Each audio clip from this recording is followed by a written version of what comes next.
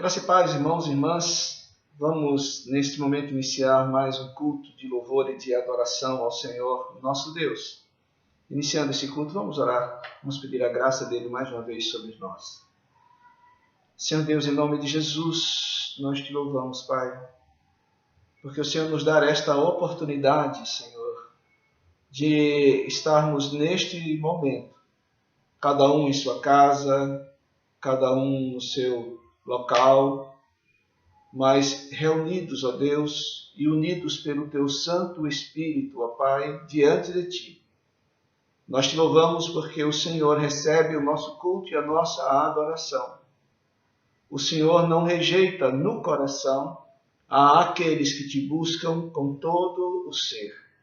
Então, nesse instante, Deus, nós queremos Te louvar, Senhor, e pedir que Tu estejas recebendo o culto que nós estaremos a Te prestar, ó Deus. Que o Senhor se agrade dos nossos corações, se agrade das nossas orações, se agrade da leitura da Tua Palavra, se agrade das disposições interiores de cada um de nós nesse instante, Senhor. Que tudo em nós esteja devotado ao louvor e glória do Teu nome. E que também neste culto, ó Deus, Tu nos fales através da pregação da Tua Palavra. É no nome de Jesus que nós oramos, Deus. Amém. Vamos abrir as nossas Bíblias no livro de Apocalipse, no capítulo de número 4. Livro do Apocalipse, capítulo de número 4. O versículo de número 11 nos diz o seguinte: Tu és digno, Senhor e Deus nosso, de receber a glória, a honra e o poder, porque criaste todas as coisas, e por tua vontade elas vieram a existir e foram criadas. Neste cântico, porque é um cântico este versículo, Deus é exaltado, Deus é glorificado, Deus é dignificado pela sua obra da criação. Diz que pelo fato da criação existir, de nós existirmos, Deus já merece receber toda a declaração da sua dignidade e de por causa disso receber honra e glória. E é nesse intuito que nós aqui estamos. Fomos criados por Deus, mas fomos também resgatados por Deus, o que nos dá ainda um redobrado motivo para que nós o glorifiquemos, para que nós o honremos, para que nós o cultuemos. Vamos nesse instante, nesse espírito de culto a Deus, ouvir um cântico entoado pelo coral da nossa igreja. Ao que estás assentado no trono e ao Cordeiro seja o louvor e a honra e a glória e o domínio pelos séculos dos séculos. Amém. Ao que estás assentado no trono e ao Cordeiro seja o louvor e a honra e a glória e o domínio pelos séculos dos séculos. Amém.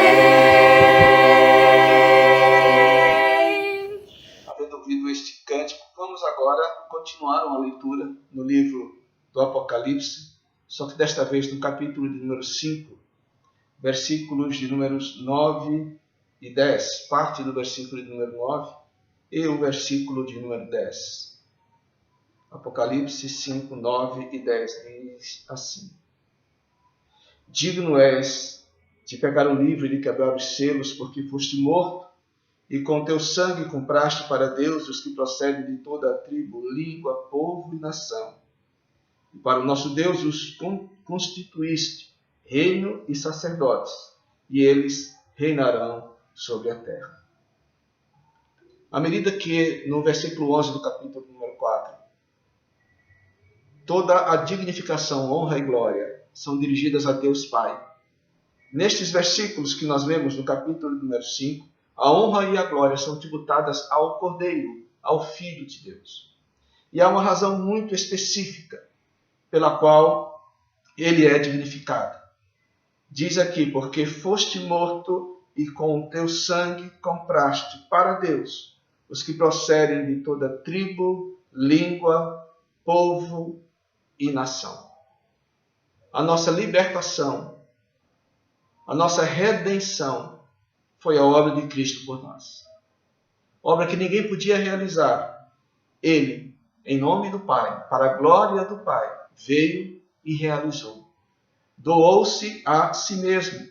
Foi morto com esse propósito. Ele se deixou morrer com este propósito. Ele derramou seu sangue lá na cruz com este propósito. Que propósito? O de adquirir para Deus os que procedem de toda tribo, língua, povo e nação. Nós fomos alcançados por este ato redentivo de Cristo. E por causa disso, ele é digno de receber todo o nosso louvor, honra e glória. Mas nesse instante, o que nós vamos fazer é agradecer ao Senhor pela sua obra de resgate, por sua obra de redenção aplicada nas nossas vidas. Vamos orar ao Senhor. Senhor, nós te louvamos, ó Deus, não somente porque tu criaste todas as coisas, segundo a tua palavra e segundo a tua vontade, mas também te louvamos, ó Deus, porque segundo o teu propósito, enviaste o teu Filho, que se deixou morrer, que derramou seu sangue lá na cruz, para pagar diante de ti o preço do nosso resgate, Senhor. Ele nos comprou para ti, Senhor. Ele nos adquiriu para ti. E esta é uma graça indizível, Senhor. Pai, em nome de Jesus, nós queremos te louvar por esta tão grande salvação. E queremos pedir a Deus que tu nos ensines, como um povo salvo, a conduzir as nossas vidas de modo a testemunhar esta salvação, de modo a dignificar este preço que foi pago por nós, pelo teu Filho Jesus. Ajuda-nos, ó Deus, livrando-nos, ó Pai, das armadilhas do pecado, mas quando nós cairmos nessas armadilhas, que tu nos perdoes os pecados, e que ao perdoarmos os nossos pecados, tu restaures o nosso relacionamento contigo, Senhor. Pai, em nome de Jesus, queremos clamar para que tu uses da tua graça deste modo sobre as nossas vidas. Porque nós precisamos, Deus. Porque nós precisamos do teu favor. Porque nós precisamos do teu perdão. Porque nós precisamos do teu auxílio. Porque nós precisamos da tua condução. Perdoa-nos. Conduze-nos. Toma-nos pelas mãos. E dirige-nos nos nossos caminhos na tua presença. É no nome de Jesus que nós oramos, Deus. Amém.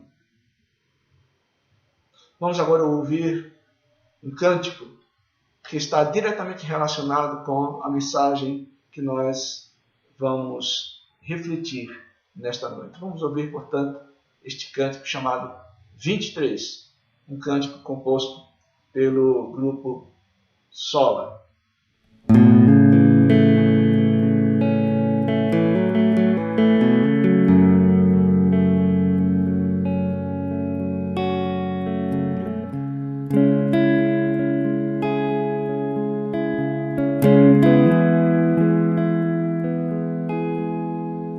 O Senhor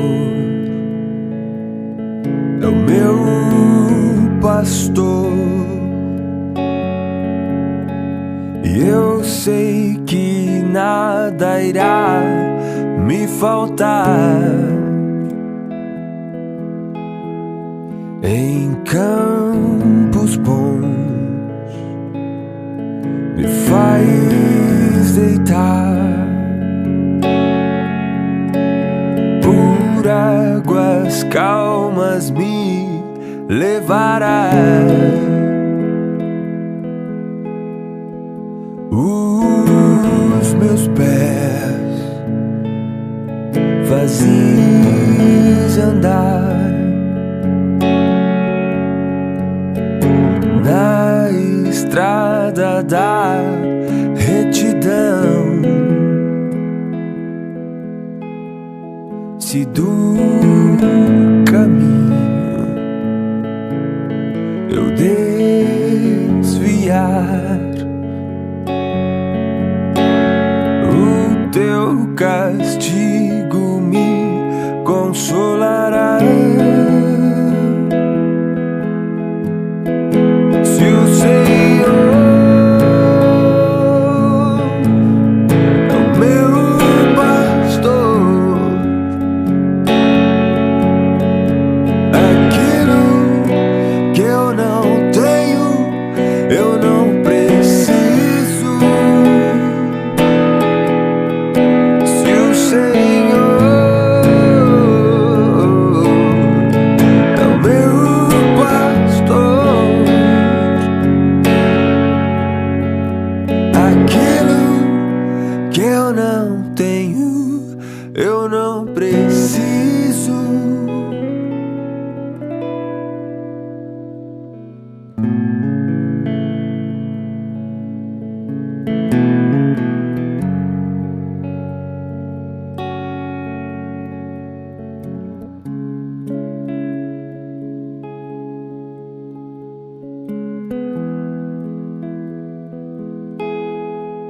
Quando no vale ter que passar, não temerei, pois sei que perto estás. E se a morte me assombrar, a tua graça me acolherá.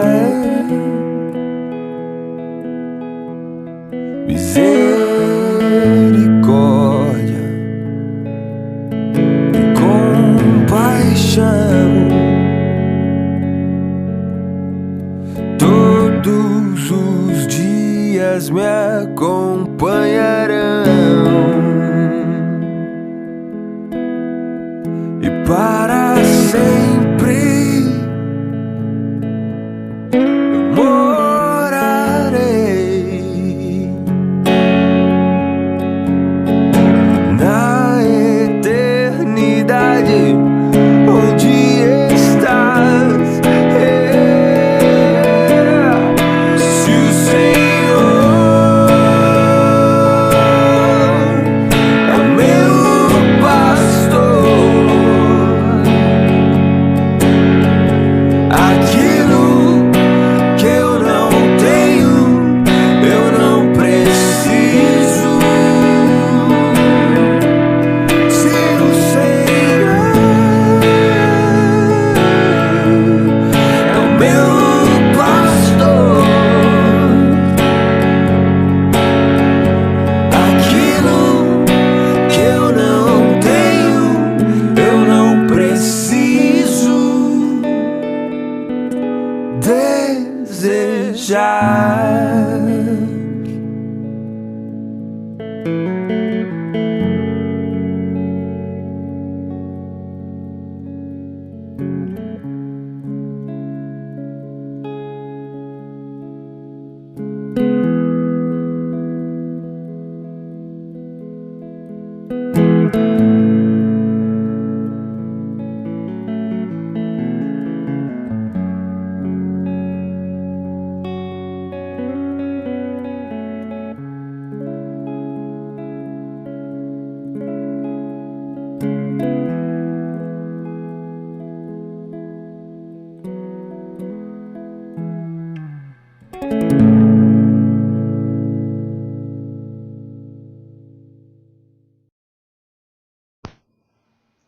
havendo ouvido este cântico, nós vamos então ler o Salmo número 23, que é o texto no qual nós basearemos a nossa meditação de hoje.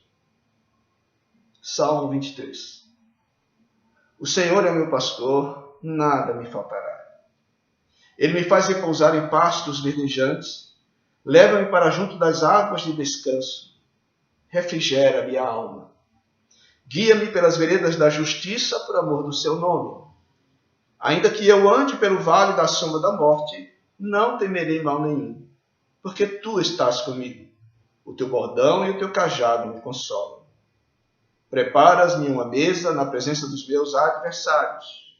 Unges a minha cabeça com óleo, e o meu cálice transborda. Bondade e misericórdia certamente me seguirão todos os dias da minha vida, e habitarei na casa do Senhor para todo sempre. Que Deus nos abençoe. Vamos orar mais uma vez. Obrigado, Senhor, por nós havermos lido a Tua palavra. Pedimos agora que Tu conduzas a nossa mente, o nosso entendimento e o nosso coração na compreensão dela para as nossas vidas. Em nome do Teu Santo Filho Jesus nós oramos, Deus. Amém. Irmãos e irmãs, o Salmo 23 é um salmo muito conhecido por todos os irmãos. Portanto, a pretensão nossa hoje não é de trazer qualquer novidade sobre este salmo. Há muitas pregações extraordinárias por servos de Deus feitas a partir ou meditando neste salmo. Mas o que nós queremos com a mensagem de hoje é simplesmente trazer para a vida dos irmãos e das irmãs uma compreensão ainda mais pessoal, mais íntima de quem é Deus neste salmo. Como Deus se apresenta neste salmo.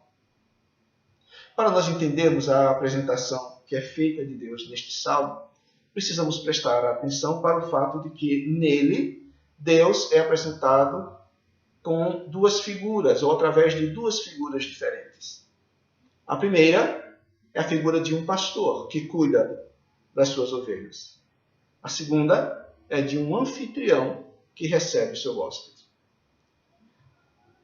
Quando este salmo apresenta Deus como pastor de ovelhas, ele faz dos versículos de números 1 a 4. Nos versículos de números 5 e 6, ele é apresentado então como um anfitrião. É importante nós lembrarmos de que este salmo ele está centrado na pessoa de Deus. É fato que este salmo diz uma série de coisas que Deus faz por nós, ou a nós. Mas a ênfase do salmo não está no que nos é feito, não está nos benefícios que nós recebemos das mãos de Deus. Mas está sim no Deus que promove estas ações.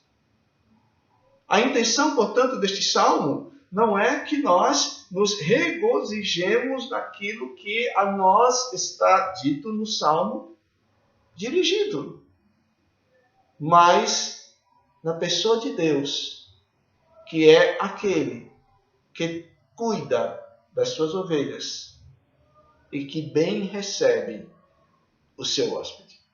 Vamos, portanto, refletir neste salmo sobre estas duas óticas e vermos como em cada um deles Deus se apresenta e como cada apresentação de Deus contribui para a construção de um todo acerca da percepção de quem Ele é. Primeiramente, nós vamos ver Deus como um pastor zeloso. Versículos de números 1 a 4. O Senhor é o meu pastor, nada me faltará. Ele me faz repousar em pastos verdejantes. Leva-me para junto das águas de descanso. Refrigera minha alma. Guia-me pelas veredas da justiça por amor do seu nome. Ainda que eu ande pelo vale da sombra da morte, não temerei mal nenhum, porque tu estás comigo. O teu bordão e o teu cajado me consolam. Este salmo começa com uma declaração do zelo de Deus como pastor. Deus é um pastor zeloso. Olha a primeira declaração deste salmo. O Senhor é o meu pastor, nada me faltará. Muitas vezes é interpretado de forma errônea esta expressão nada me faltará, como se fosse uma declaração de que efetivamente nós não vamos passar por privações nas nossas vidas. Que nós vamos ter sempre um caminho de sucesso e que nós vamos ter sempre um caminho de profundas e constantes supressões das nossas necessidades. Na verdade, recebermos em abundância as coisas que nós precisamos para o nosso dia a dia. Mas quando este salmo diz que o Senhor é meu pastor, nada me faltará, nada me faltará daquilo que é necessário do seu cuidado para a minha vida. Portanto, é importante nós observarmos que nós estamos sob o cuidado de Deus. E Deus, como um pastor zeloso, Ele providenciará tudo o que nos é necessário, tudo o que é preciso para as nossas vidas. Isso não quer dizer que Ele vai conduzir-nos sempre de modo a que nós vamos experimentar as melhores coisas da vida, mas que nós seremos sempre assistidos em cada uma das nossas necessidades e que por causa do cuidado de Deus, nada nos faltará em qualquer circunstância. Quando neste salmo diz, Ele me faz repousar em pastos verdejantes, leva-me para junto das águas de descanso, está falando de que há um descanso que nós recebemos de Deus. Deus nos conduz finalmente a um repouso seguro, como um bom pastor, um pastor zeloso. Ele nos conduz de modo a nós experimentarmos uma segurança tranquilizadora para as nossas vidas, em razão do seu cuidado que não permitirá que nada nos falte.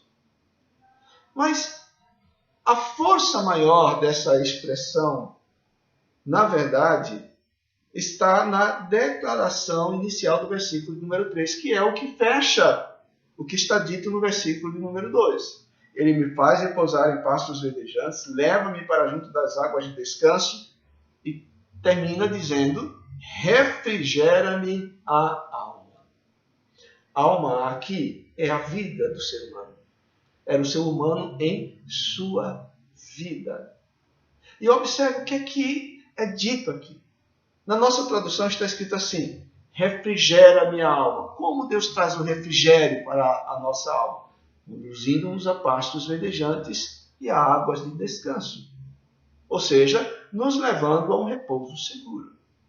Mas é importante nós observarmos por que é que Deus provê para nós esses momentos de repouso seguro. Quando nós lemos na nossa tradução refrigera minha alma, essa expressão, ela, embora seja apropriada, ela não representa ou apresenta a força daquilo que está escrito no texto hebraico. Porque para nós refrigério significa um alento, não é? Refrigério significa um alívio que nós recebemos em um dado momento nas nossas vidas. Mas, na verdade, esta ação de Deus que nos leva a um repouso seguro, Ele o faz não simplesmente para que nós experimentemos um refrigério para as nossas vidas. Porque a expressão que aqui está traduzida por refrigério, ela literalmente significa restauração. Deus trabalha a restauração da nossa alma, sob o seu cuidado, sob a sua condução. Ele nos leva a um repouso seguro e ali, na segurança do que Ele proveu para nós, Ele vai restaurando as nossas vidas. E restaurar significa literalmente consertar o que estava danificado.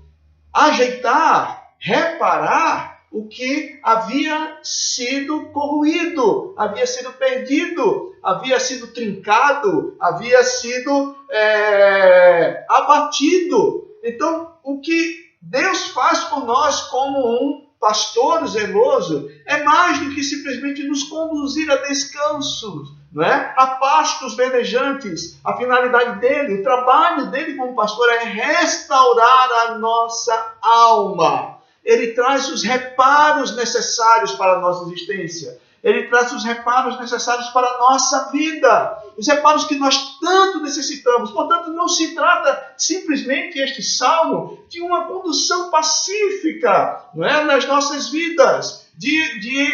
Do gozo de momentos de relaxamento na nossa existência. Aqui o trabalho de Deus é, na verdade, promover a restauração das nossas almas, a restauração das nossas vidas.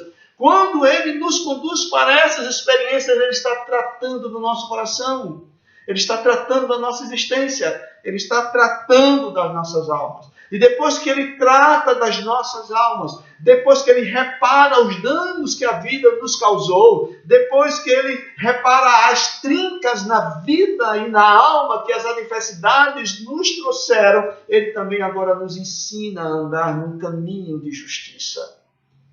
E é interessante nós observarmos no final do versículo número 3, que diz: guia-me pelas veredas da justiça por amor do seu nome. Na verdade, literalmente significa para o bem de seu nome. Então, toda a condução de Deus nas nossas vidas, Ele as realiza para o bem do nome dEle, porque Ele é fiel ao seu nome. O trato de Deus, o cuidado de Deus, o zelo de Deus, ao nos levar a pastos verdejantes, a nos conduzir para águas tranquilas, a nos fazer andar em caminhos de justiça, a restaurar as nossas almas.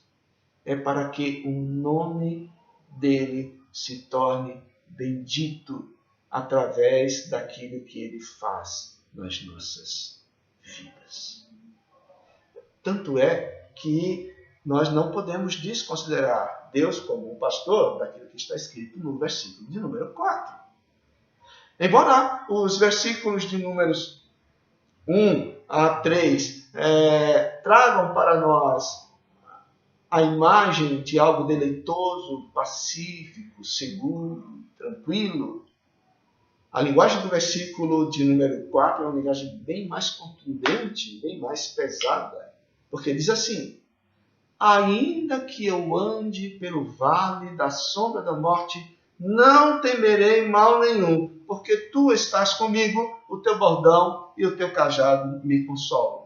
Quando nós encontramos aqui no versículo número 4 a expressão ainda que, não significa que nós não vamos passar por caminhos ou por vales de sombra da morte.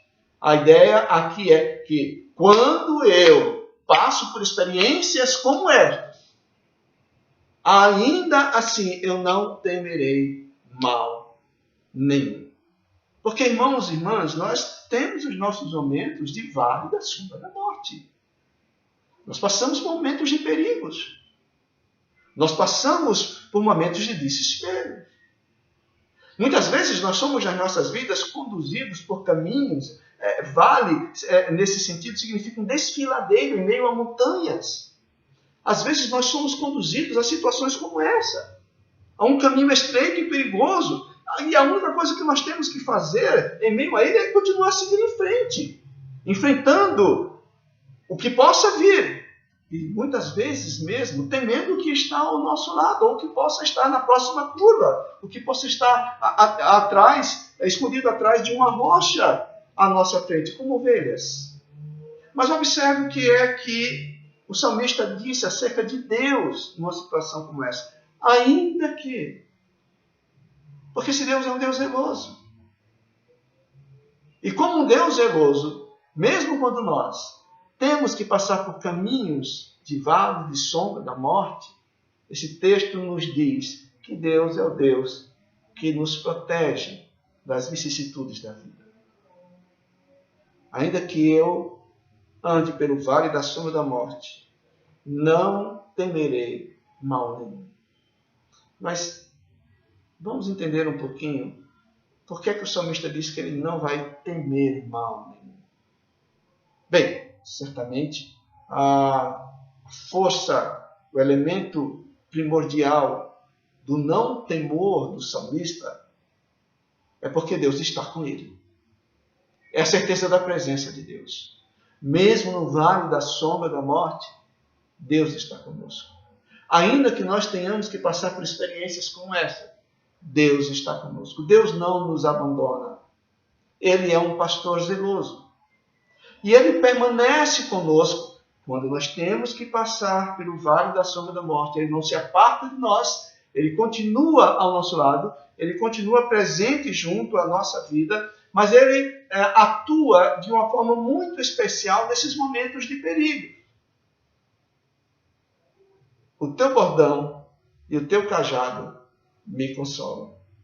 Já tive a oportunidade de me referir a essas expressões, ressaltando que bordão e cajado se referem a ou elementos diferentes, objetos diferentes, ou a partes diferentes de um mesmo objeto. Bordão, em algumas traduções, consta como sendo uma vara, né? Uma vara, um pequeno pedaço de madeira, que era usado pelos pastores de ovelhas para tanger, né? Para batendo nas ovelhas, né? Só tocando-as, elas andassem pelo caminho. E cajado seria uma vara, aí sim, mais alta, né, mais forte, uma madeira mais segura, que era um instrumento de defesa, né? Ou, melhor dizendo, um instrumento de ataque para a defesa das ovelhas. O cajado era, portanto, uma vara forte que era usado pelo pastor para espantar as feras ou para lutar contra ladrões de ovelhas. Muitas vezes, esses dois elementos, eles se juntavam em um só. Não é difícil nós lembrarmos de que há imagens, pinturas de cajados de pastores de ovelhas, na qual há esta haste comprida, né, de madeira, mas que na ponta tem uma pequena curva.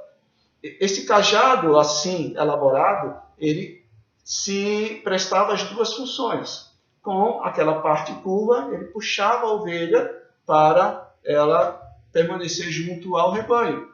E o restante, mesmo aquela parte, mas o cajado como um todo servia também como um instrumento para lutar contra os inimigos e assim proteger as ovelhas.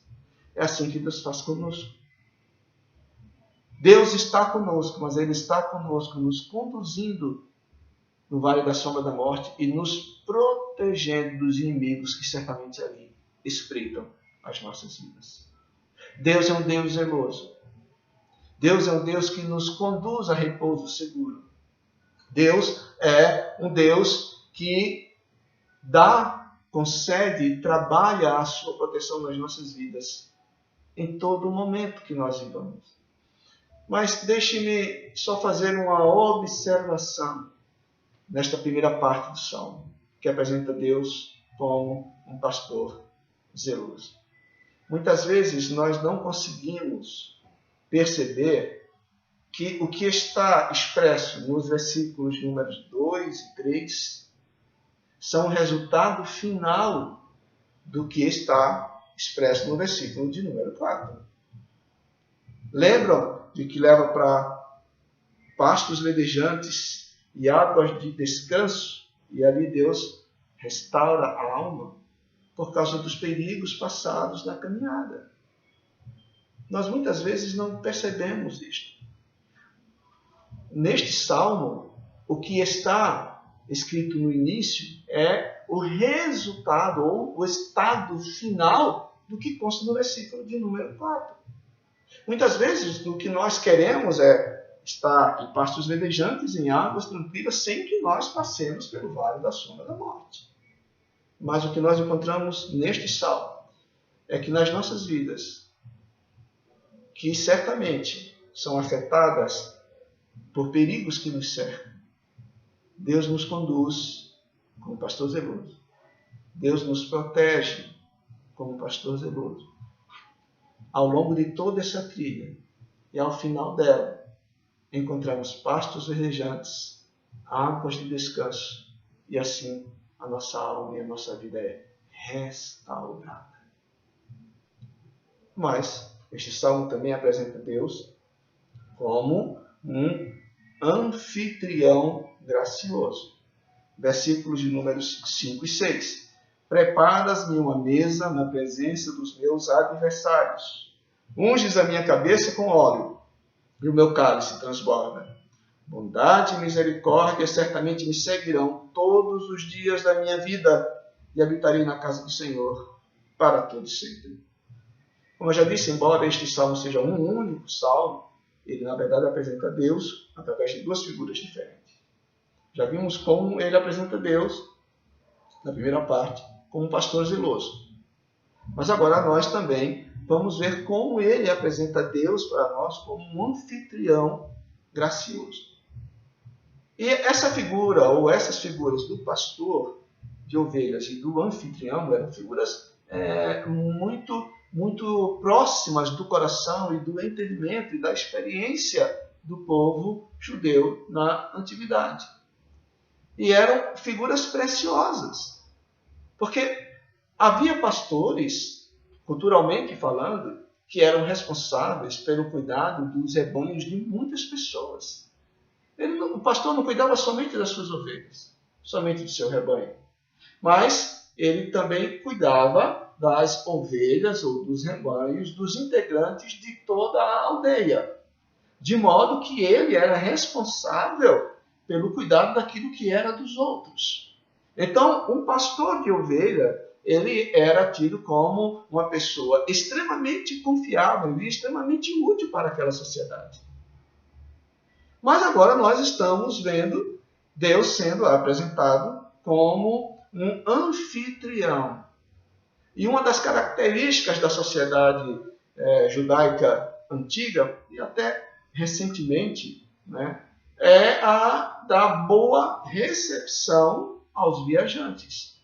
Você receber alguém em sua casa era uma oportunidade de você honrar não só a pessoa que você recebia, mas você honrar também toda a aldeia, todas as famílias da aldeia recebendo bem a pessoa que visitava aquela comunidade. Você era, portanto, um representante da comunidade.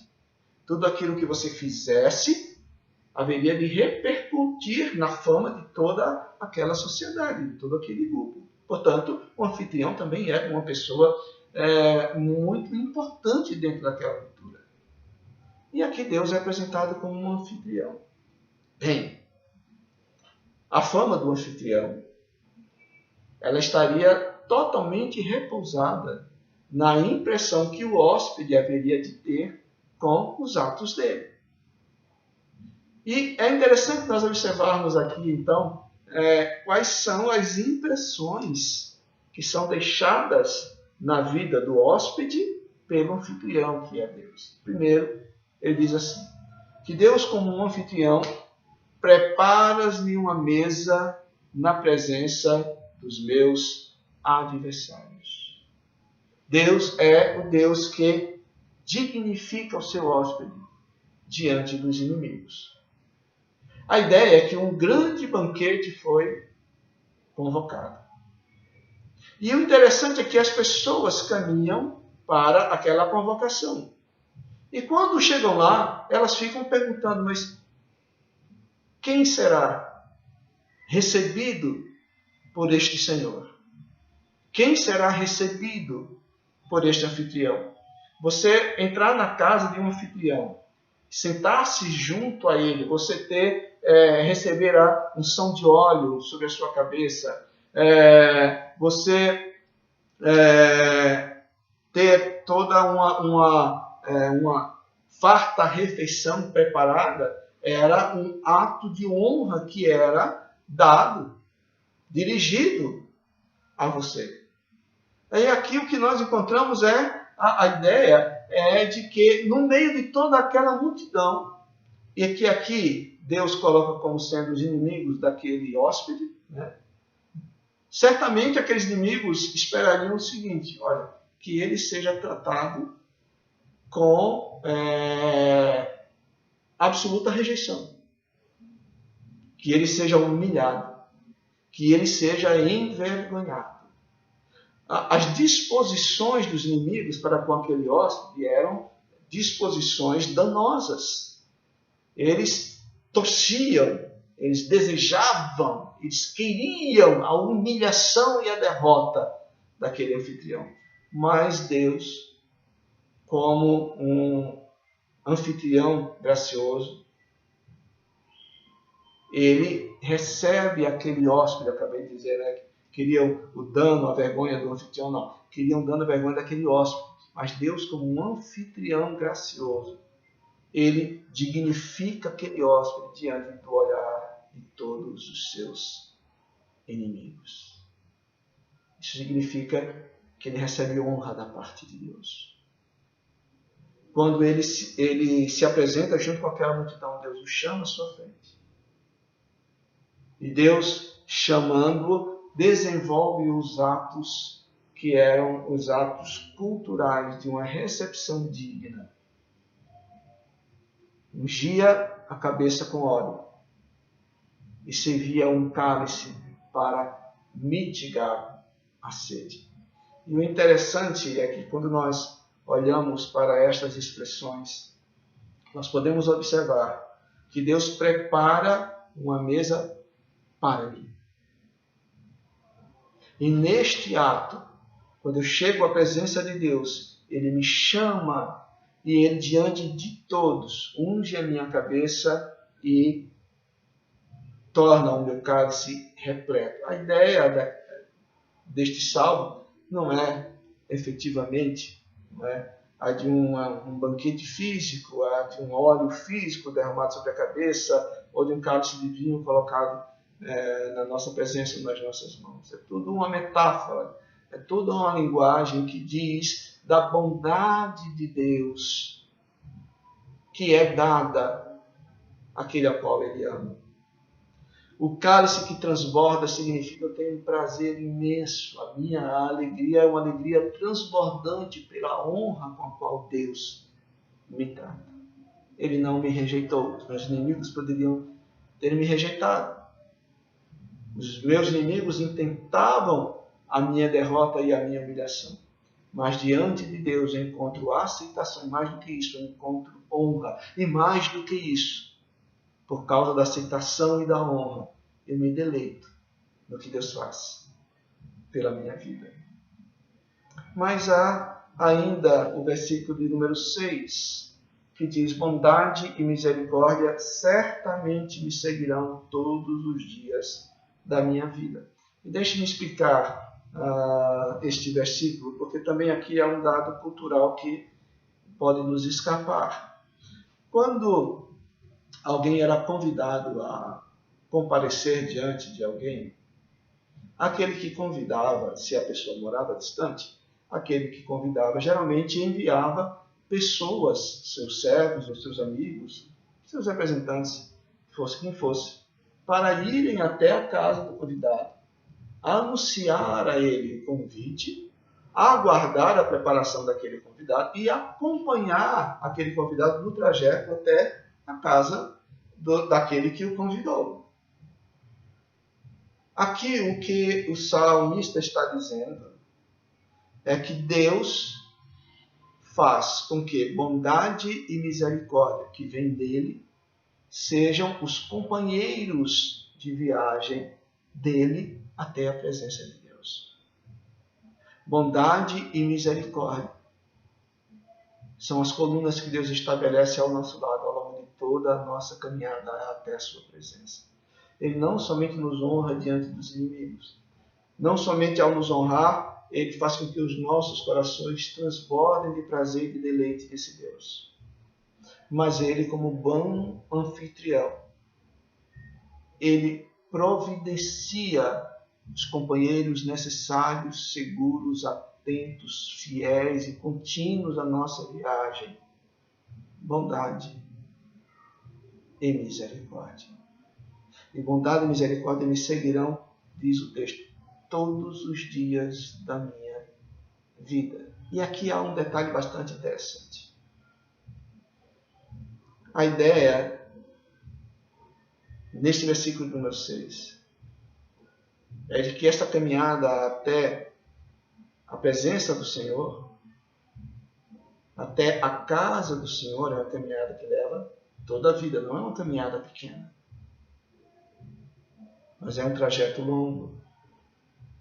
Mas aqui diz que, por mais longo que seja esse trajeto, bondade e misericórdia do Senhor me seguirão todos os dias. Aí termina este salmo dizendo: e habitarei na casa do Senhor para todo sempre. O verbo habitar, no hebraico, ele é expresso por duas palavras diferentes. A primeira palavra significa habitar como um hóspede. Então, um hóspede é alguém que chega numa casa, num local, passa lá algum tempo, mas segue o seu caminho. E a outra palavra significa habitar como um morador. Alguém que integra aquela família. Alguém que integra definitivamente aquele grupo. E a palavra que aqui está usada como habitarei, o verbo que aqui está traduzido como habitarei, é exatamente esse verbo que significa um habitar contínuo, não temporário. Ele agora vai fazer parte daquela família, ele vai fazer parte daquele ambiente, ele vai fazer parte daquele grupo. Portanto, ele é recebido com honra, mas a honra maior é ele fazer parte daquele grupo, ele estar na presença de Deus, ele estar morando com o Senhor. Mas mais ainda, quando nós encontramos a expressão habitarei na casa do Senhor, literalmente, casa aqui não é construção, não é uma palavra que significa simplesmente construção. É uma palavra que significa lar. Lar. É o local onde as pessoas se relacionam. Bondade e misericórdia certamente me seguirão todos os dias da minha vida. E entrarei para a habitação no lar do Senhor, na presença do Senhor, na companhia do Senhor, para todo o sempre. Deus nos conduz à sua casa. Deus nos conduz à sua glória. Como bom anfitrião, ele nos honra, ele nos planifica de alegria, ele providencia os companheiros de viagem, estaremos seguros com a providência de Deus ao longo da trilha de toda a nossa vida, e ele nos recebe em honra no seu lar para todo o sempre. Quando nós observamos essas figuras pelas quais Deus é apresentado no Salmo número 23, nós devemos então considerar as seguintes verdades acerca de Deus. Deus como um pastor zeloso, é um Deus que restaura a nossa alma. É um Deus que nos protege nos nossos caminhos de dificuldade, nos vales de sombra da morte. Deus como um anfitrião, é um Deus que nos dignifica diante dos inimigos. Mas ele ainda é como um bom anfitrião, um anfitrião gracioso, que ele nos recebe em sua casa para com ele morar para todo o sempre. Bem, esse é o Deus que é apresentado no Salmo de número 23. Estas são verdades acerca da pessoa de Deus e o que ele, como pastor zeloso e anfitrião gracioso, tem como providências para as nossas vidas. Que nós, nas circunstâncias que nós vivermos, possamos nos lembrar disso. Deus é um pastor zeloso, ele está conosco em todo o tempo. Ele vai trabalhar a restauração das nossas almas. Ele vai nos proteger em meio aos perigos espirituais das nossas vidas. Deus, como um bom anfitrião, ele haverá de nos honrar diante dos adversários e haverá de nos receber como sua família, como integrante do seu lar, para todo sempre. Você quer experimentar essas verdades de Deus na sua vida? Basta que você simplesmente renda o seu coração ao Senhor. Que você simplesmente creia neste Deus que assim é declarado neste salmo. Que você creia nessas declarações acerca desse Deus. E que você, diante disso, experimente Deus como seu pastor zeloso e como seu anfitrião gracioso. Que em todo o tempo você receba os cuidados de Deus. Que ao longo de toda a sua vida, bondade e misericórdia de Deus lhe acompanhe. E que ao final de sua vida, chegando ao seu destino, você seja recebido no lar do Senhor, como um filho que retorna ou que chega finalmente à casa do seu Pai. Que Deus lhe abençoe. Irmãos e irmãs, que a graça do Senhor Jesus, que o amor de Deus nosso Pai, a comunhão e a consolação do Santo Espírito de Deus permaneça sobre todos vocês e sobre todo o povo de Deus, hoje e para todo sempre. Amém. Deus nos abençoe.